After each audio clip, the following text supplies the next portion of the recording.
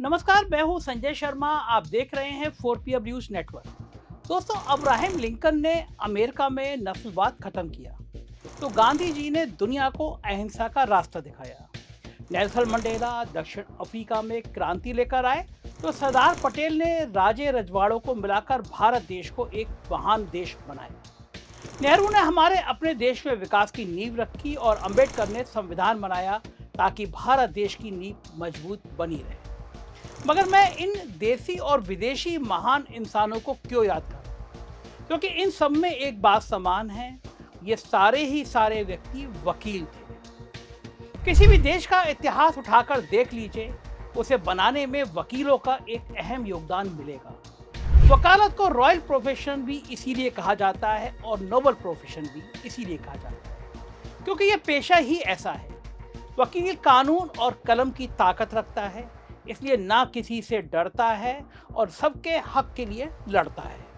समाज के कॉन्टेस्ट में मैं वकीलों को डॉक्टर और इंजीनियर से ज़्यादा पढ़ा लिखा मानता हूं, क्योंकि डॉक्टर और इंजीनियर अपने एक खास काम का ज्ञान रखते हैं, लेकिन वकीलों का कानूनी और सामाजिक ज्ञान उन्हें समाज का वो बुद्धिजीवी वर्ग बनाता है जो सरकार से सही और जरूरी सवाल पूछ सके। लेकिन मोदी जी को एक ही चीज़ से सबसे ज़्यादा तकलीफ है, वो है सवालों का पूछे जाना। पहले ब्रॉडकास्टिंग बिल लेकर आए ताकि पत्रकारों को सवाल पूछने से रोका जा सके। मेरे आपके विरोध से शुक्र है कि वो कानून अभी तक ठंडे बस्ते में है। अब मोदी और भाजपा सरकार ने एक और कोशिश की है। इस बार हमला वकीलों पर है।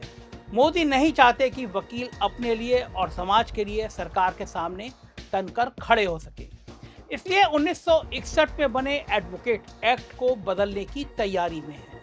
नया बिल लेकर आए हैं जिसका नाम रखा गया है एडवोकेट अमेंडमेंट बिल 2025। आने वाली 28 फरवरी तक जनता से राय मांगने के लिए यह बिल सार्वजनिक किया गया है।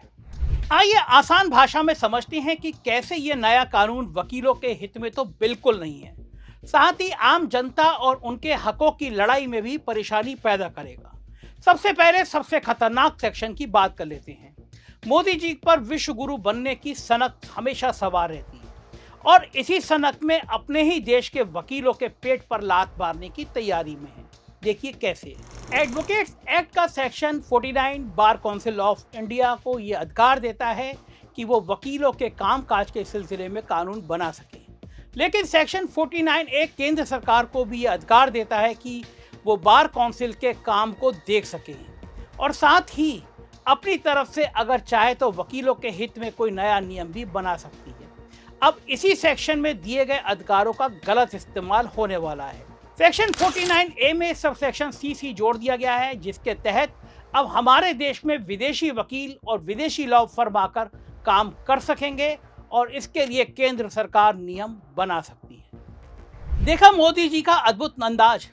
अपने देश में ना केवल करोड़ों युवा बेरोजगार हैं, लाखों ऐसे भी हैं जिनके पास वकालत की डिग्री है मगर फिर भी काम नहीं है। एक पहली पीढ़ी के वकील को लगभग 5 साल से काम सीखने में लग जाते हैं, फिर कहीं जाकर आमदनी शुरू होती है।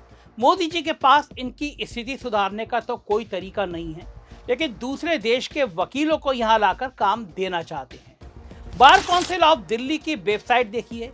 इनके हिसाब से 1,76,604 वकील केवल दिल्ली में ही रजिस्टर्ड है। अगर दिल्ली की 18 साल से ऊपर की जनता की बात करें तो वो लगभग 1.5 करोड़ है। यानी दिल्ली की एडल्ट जनता में हर 90 लोगों पर एक वकील है। पूरे देश का हाल भी कुछ ऐसा है।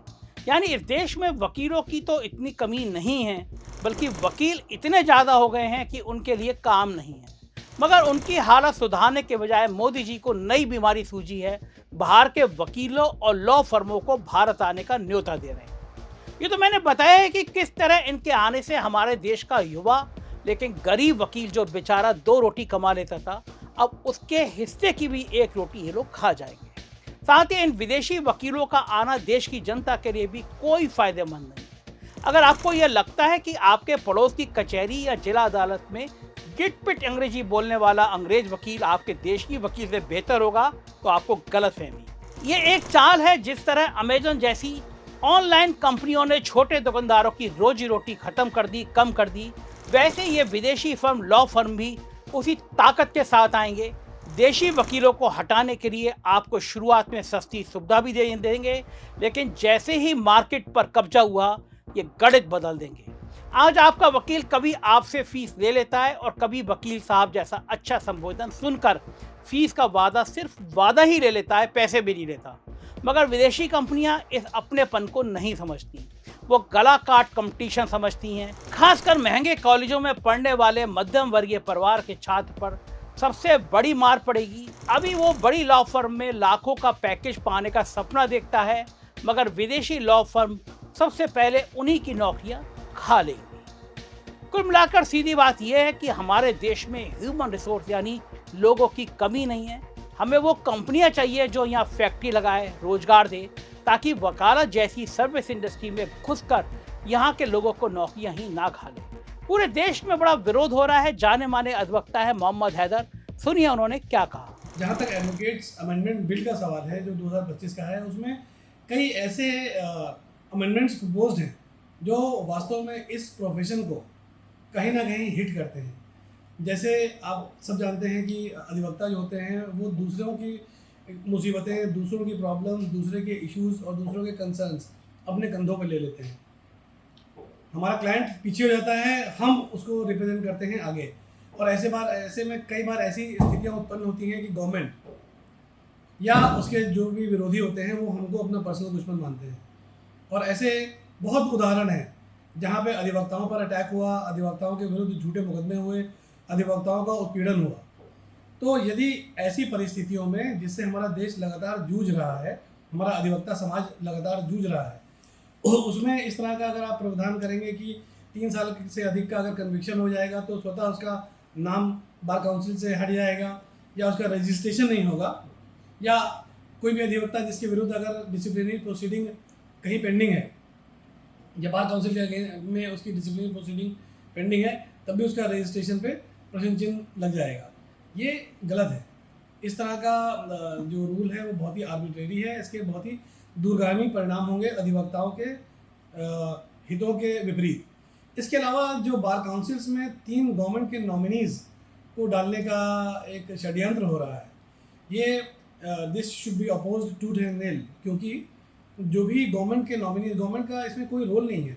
अधिवक्ताओं की अपनी बॉडी है, अधिवक्ताओं के अपने लीडर्स हैं, अधिवक्ताओं के अपने रिप्रेजेंटेटिव्स हैं जो बार काउंसिल में हैं, जो उनके बारे में जानते हैं, उनके अधिकारों के बारे में जानते हैं, उनकी प्रॉब्लम्स के बारे में जानते हैं।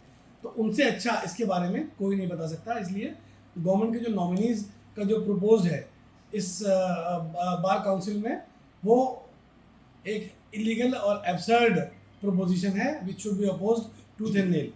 इसके अलावा देखिए, हम वकीलों के पास एक किसी भी अन्याय से लड़ने के लिए, या देश के हमारे वासियों पे हमारे संविधान ने हमको अधिकार दिया है, right to for peaceful protest, we can make peaceful protest. और अगर इस प्रोटेस्ट को इलीगल बना दिया जाए और ऐसा अमेंडमेंट कर दिया जाए जो हमारे इस प्रोटेस्ट के राइट को या हमारे पीसफुल स्ट्राइक करने के राइट को हार्म करता हो, वो अनकॉन्स्टिट्यूशनल होगा।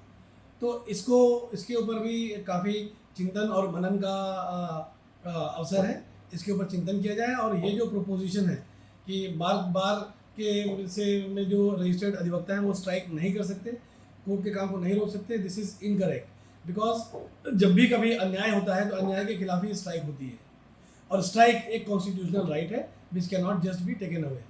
Last but not the least, जिस तरह से फॉरेन फर्म्स को इंडिया में आने का मौका दिया जा रहा है, तो ये जैसे अमेज़ॉन और फ्लिपकार्ट ने आके हमारे लोकल व्यवसाय को नष्ट कर दिया, चौपट कर दिया, इसी तरह से फॉरेन की जो लॉ फर्म्स हैं अगर वो अनरेगुलेटेड तरीके से हमारे देश में आ गई, तो ये जो अधिवक्ताओं का जो हमारा पूरा एक समाज है, हमारे जो अधिवक्ता है, इसमें बहुत सारे ऐसे अधिवक्ता हैं जो अंग्रेज़ी नहीं बोल पाते, जिनको ये लगता है कि अंग्रेज़ी ना बोल पाना हमारे लिए इम्पेडिमेंट है।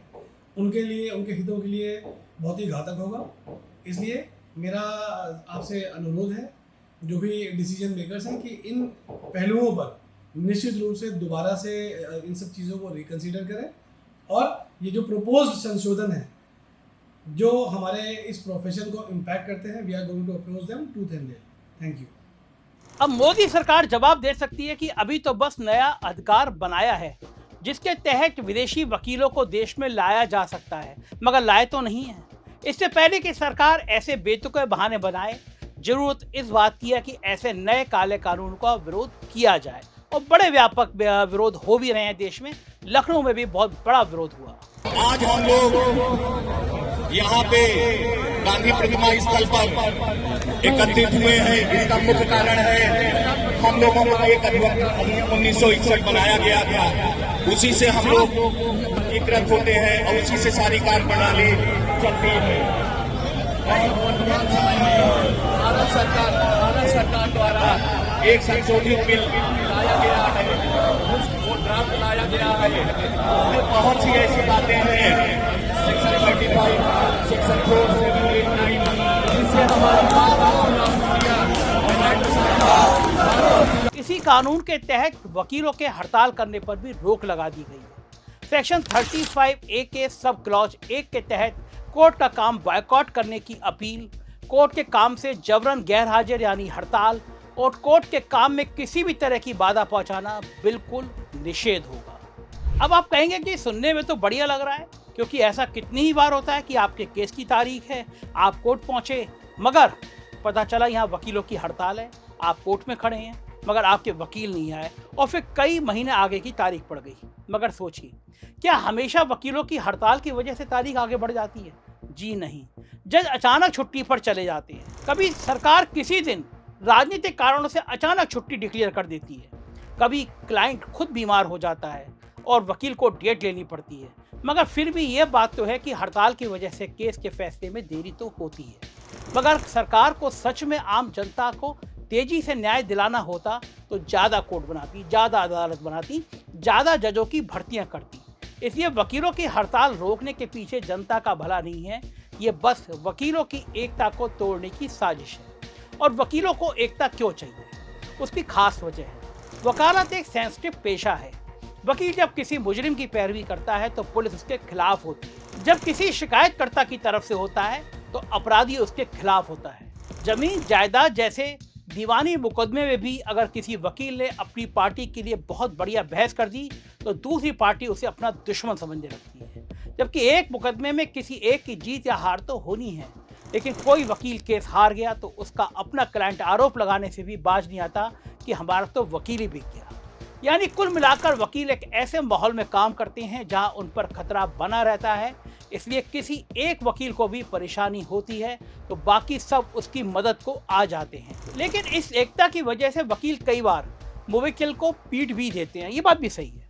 हड़ताल के वक्त तोड़फोड़ की खबरें भी आती हैं। 2019 में दिल्ली के 30 हजारी कोर्ट में वकील और पुलिस के बीच की झड़प ने हिंसक रूप ले लिया था। हिंसा की ऐसी कोई भी घटना निंदनीय है और किसी भी हड़ताल को इस तरह का रूप नहीं लेना चाहिए। लेकिन इसका यह मतलब तो बिल्कुल नहीं है कि विरोध का तरीका ही छीन लिया जाए। शांतिपूर्ण विरोध किसी भी प्रजातंत्र का जरूरी हिस्सा होता है, फिर चाहे वो नारे लगा कर दो या कुछ समय के लिए काम रोक कर लो। गांधी जी के असहयोग आंदोलन से लेकर मिल मजदूरों की स्ट्राइक तक हड़ताल हमेशा से हक मांगने का औजार रही है। हालांकि इस नए कानून के क्लॉज नंबर 2 में वकीलों को हड़ताल में शामिल होने की थोड़ी सी रियायत दी गई है, जहां बिना कोर्ट का काम रोके सांकेतिक तौर पर जरूरी मुद्दे उठाए जा रहे हों। अब ऐसे कौन से अनोखे तरीके होंगे उसका कहीं जिक्र नहीं है, लेकिन वकीलों की हड़ताल रोकने के लिए सेक्शन 9B जोड़ दिया गया है, जिसके तहत एक कमेटी बनेगी जो स्ट्राइक में शामिल वकीलों के खिलाफ एक्शन लेगी। और इस 5 सदस्यों की कमेटी में से 3 रिटायर्ड जज, एक सीनियर एडवोकेट और एक वकील नेता होगा। यानी वकीलों की किस्मत का फैसला करने वाली कमेटी में जज 3 और वकील 2। ये तो बस बड़ी नाइंसाफी है, क्योंकि न्याय तभी हो सकता है जब बार और बेंच यानी वकील और जज एक दूसरे से बिना डरे, ईमानदारी और बराबर से अपना अपना काम कर सके। लेकिन वकीलों ने तो मिसकंडक्ट किया या नहीं? अगर ये फैसला करने की कमेटी में वकीलों से ज़्यादा जज होंगे तो फिर वकील हमेशा खौफ में रहेंगे और कोर्ट में जज को मनमानी करने से रोकने वाला कोई नहीं होगा। वकीलों की आज़ादी छीनने के लिए केवल जजों को ही उनके ऊपर नहीं बिठाया जा रहा, साथ ही मोदी सरकार ने सीधे तौर पर उनके कामकाज में घुसने का मन बना लिया। अब तक की व्यवस्था कुछ ऐसी है कि हर राज्य में बार काउंसिल के चुनाव होते हैं। उस राज्य में वकीलों की संख्या देखते हुए बार काउंसिल में 5 से लेकर 25 मेंबर चुने जाते हैं। फिर इन सब राज्यों की बार काउंसिल के चुने हुए मेंबर्स में से बार काउंसिल ऑफ इंडिया के पदाधिकारी चुने जाते हैं। ये देश भर में वकीलों का प्रतिनिधित्व करती है, लेकिन नए कानून के सेक्शन 4 के हिसाब से अब बार काउंसिल ऑफ इंडिया के 3 मेंबर केंद्र सरकार द्वारा नामित व्यक्ति होंगे और यही मोदी का खेल है। यानी वकीलों की सर्वोच्च संस्था में पैराशूट वाले माध्यम से अपने चाटुकारों को घुसाने का प्रोग्राम बना दिया। इस बात से साफ है कि मोदी सरकार ना तो किसी तरह का विरोध बर्दाश्त करना चाहती है और ना ही किसी वर्ग को उसके अपने फैसले आज़ादी से लेना देना चाहती है। अगर नीयत साफ होती तो कानून भी सफाई से बनता। जैसे वकीलों की बहुत सालों से ये मांग थी कि अगर कोई व्यक्ति किसी बड़े अपराध में दोषी पाया जाए, जेल से सजा काटकर आ चुका हो, तो उसके वकील बनने पर रोक लगनी चाहिए। आज के समय में ऐसा व्यक्ति राजनीति नहीं कर सकता, सरकारी नौकरी नहीं कर सकता, लेकिन वकील बन सकता है। अब इसे रोकने के लिए नए कानून में प्रावधान है, मगर आधा अधूरा।